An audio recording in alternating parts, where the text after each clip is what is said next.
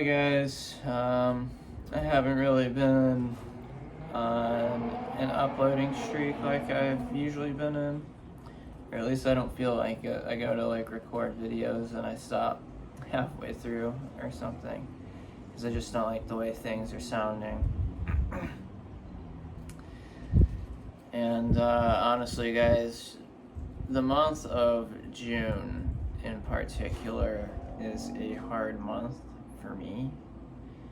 There's just a lot of sad dates, whether it's the birthday of a passed on relative or just other dates in my personal life that I hate to have to remember. And the title of this video is one of those things. That it was a weird, complex mess to navigate, especially alone. And I guess I'm partly making this video to add some male transparency, or maybe be like a voice for like another male that's been through this. So the title of this video is an acronym standing for I Would Have Been Your Daddy, which in Halo 3 in particular, it's a skull, and a skull, if you've never played Halo, is like an Easter egg or a collectible that you find kind of wedged in weird and odd places, happenstance, or through guides on the internet. And these things are basically just bragging rights for like achievements, but if you would like to take it a step further, you could turn them on and play multiplayer missions with them, but usually they work against you instead of for you.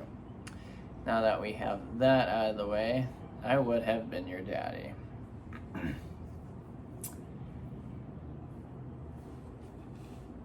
I fell in love with someone back in 2022, and I fell in love with them hard.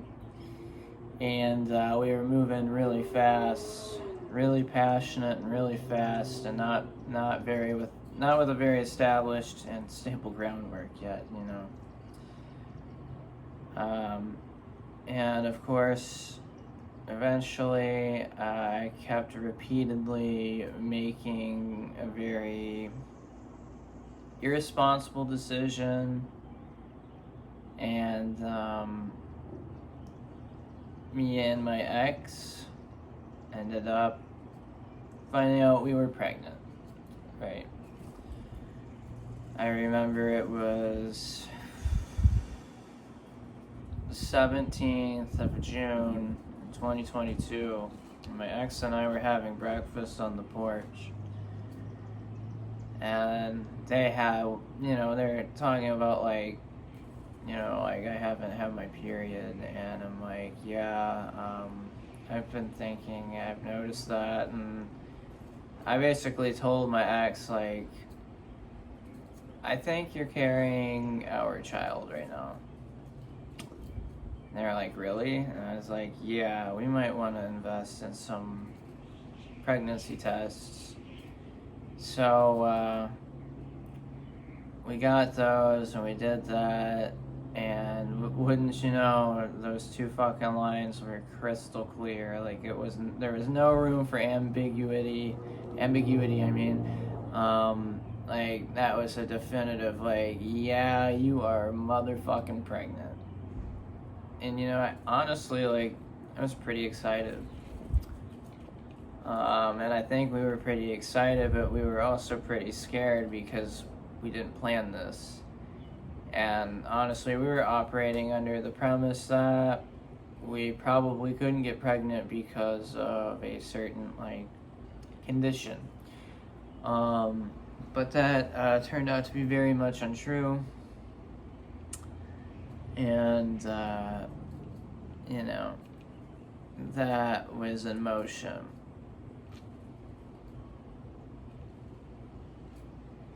So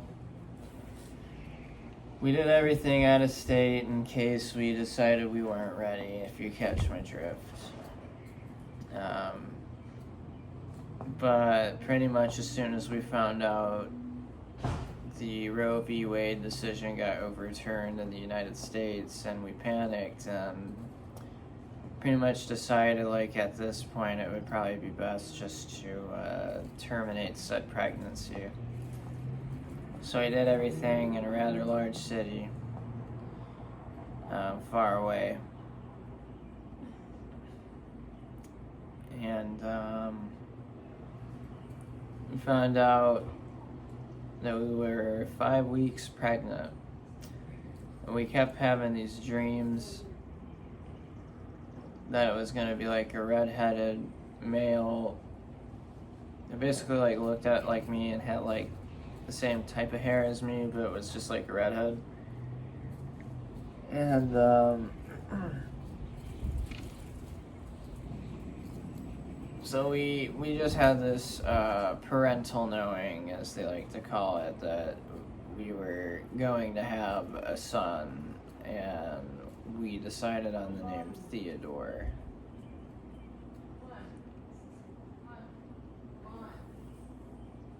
But then, you know, obviously we decided not to have this pregnancy. It was hard. We drove about 2 hours into the interior of the neighboring state and found a Planned Parenthood clinic. And since the pregnancy was early enough in the first trimester, everything was done through like the pill and, you know, no surgery. It was hard, you know, like I knew it was probably the best thing, but it was still a hard decision to make, and a very vulnerable and sensitive one. And I remember like the moment my ex swallowed the first pill, and I remember thinking, that's it, you know, it's over.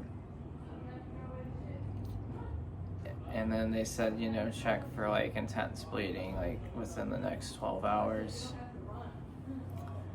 And this is kind of the part of the video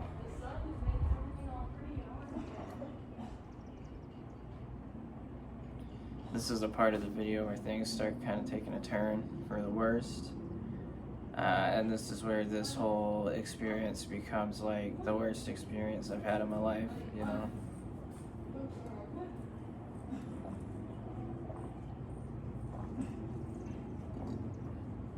I had to take a coffee break.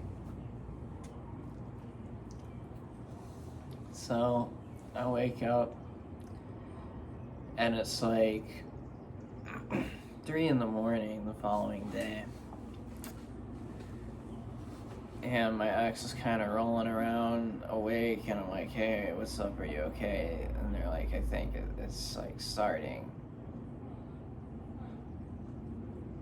But then, like, I don't remember what happened after that. Apparently, I said I was going to follow them into the bathroom, but I must have been back asleep or something. Because the next thing I remember was, like, my ex's sister yelling for me, and I got up and kind of, like, stumbled into the bathroom, and what I saw next was pretty traumatizing, and I blocked it out of my head for a long time. You know, I still have, like, I have had flashbacks as late as like a year ago about this. So, I'll spare details because it will probably get me in trouble if I talk about it further like that anyway. But the following day, it was just not going well, and I felt really anxious because I already fumbled the first time. And here I am, like, trying to figure out how to be there and be present. And my ex keeps saying they want food. And I'm kind of, like, slowly realizing, like, I should order food. But by the time I do, their sister says something, like, you know, I think they deserve food. And it kind of shifted the mood, and, like, you know, I got really anxious about that, and I was like, I need like a moment to myself. then I found myself really mad and couldn't talk, really sad, couldn't talk, really embarrassed that so much time was passing and couldn't talk because of that. And eventually, by the time I spoke to my ex again, and 15 hours had passed, and they were in essentially active termination of a pregnancy alone and in a crappy mood because their person wasn't there. And that's a really embarrassing thing still to this day for me, and it's really a big thing for me to open up about this.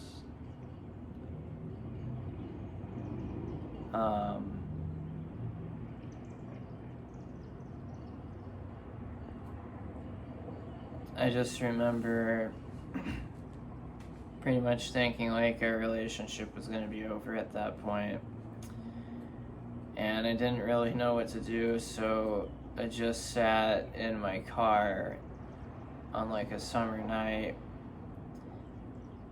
and just kind of cried and vented to one of my best mates on the phone. And I'm sure he gave me some solid advice as always. I'm sure I would have remembered if I made this video like a year ago, 18 months ago, but as the events get older, the finite details are starting to slip my mind. But, he calmed me down. I went back in. Things seemed to be okay for a while, but, I think in retrospect, that was, probably what ruined that relationship. I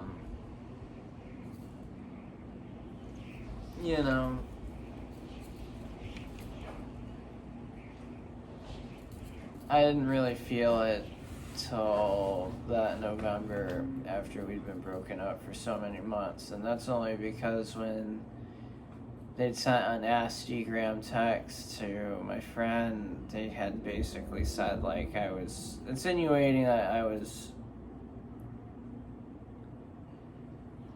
an emotionless person throughout that whole thing, and that bothered me, and I spoke to people about that in my personal life because that really did bother me that they said that.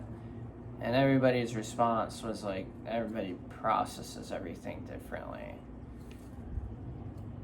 And then I kind of realized over time, I processed it months later because there was always something happening in that time with that person. I didn't even really have the time to just sit down and unbox that itself.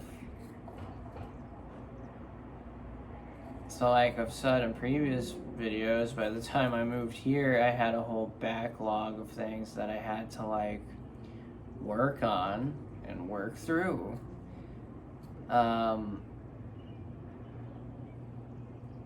Because that's kind of what you get when you are an escapist for the better part of your 20s. That's all I'm gonna say. But to say I have a weird relationship, now having a distinct side in this discussion, it's hard for me to watch pro-life and pro-choice debates because it's personal for me now. I was part of a permanent decision that I'd like to remind people wasn't something we were 100% jumping with joy to fucking do in the first place. And still, I have days where I'm kind of stuck on that having happened in my lifetime. Because you just don't think something like that's going to happen in your life. But things happen,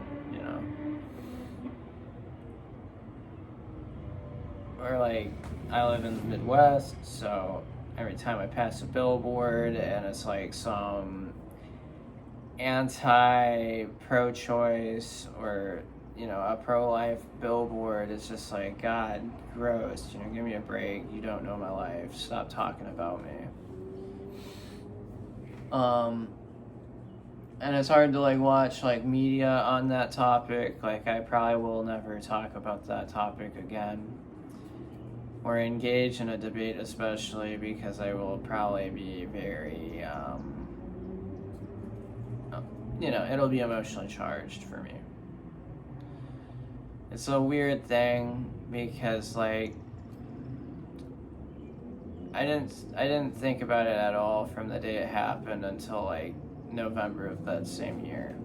But then it got brought up, and then I had to actually heal from it.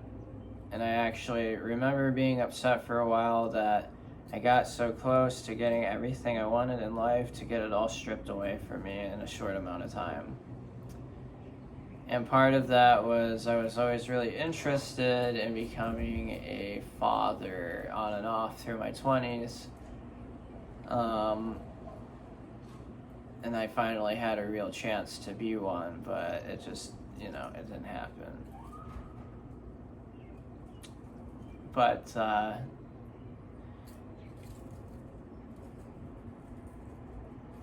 you know, it's a weird thing. It's a weird thing to know, like, I almost created life. It's just bizarre. I would say at this point, it's sad to me, but I'm happy that it happened. You know, I couldn't imagine like co-parenting with that person. I feel like that would be extremely difficult to do. So I think something was looking out for me for a while through my life. Not sure what it was though. But that's the story of how I would have been your daddy.